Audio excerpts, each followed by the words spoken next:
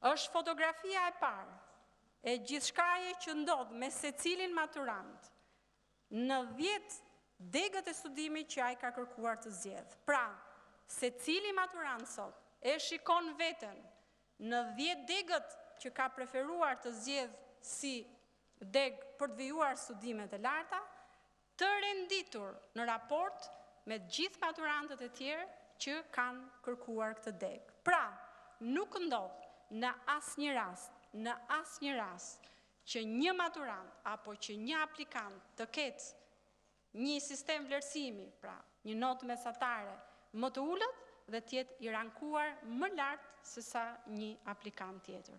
Ky është sistemi i meritës, ky është sistemi i transparencës që mundson edhe një histori tjetër, po një vlerë të shtuar përmes këtij sistemi dhe që i përgjigjet të gjithë merakut se ndoshta kemi meritën, por kemi lënë më njanë preferencën. Jo, preferenca tashmë merr një vlerë të re, sepse e kombinuar me meritën mund të bëjë sukses. Pra, çdo maturant ka mundësinë që të shikojë se si është i rankuar, se si është i renditur pra, dhe cilat janë shanset e tij reale për të vijuar me raundin e dytë që do të jetë pas datës 20 shtator.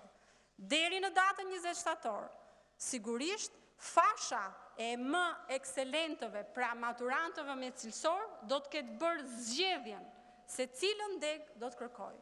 Lejoni t'ju bëj me dije që gjithë këto maturantë që sot shihen si fitues, por duke bërë dallimin e madh që kjo nuk është lista e fituesve. Kjo është fotografia e parë e gjithë rankimit të aplikantëve për të vijuar studimet në arsimin e lartë.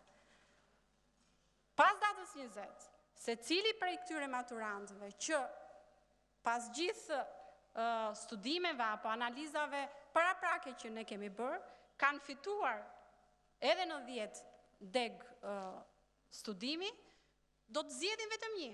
Pra mendoni, ato zënë në degët e studimit vetëm 1/10.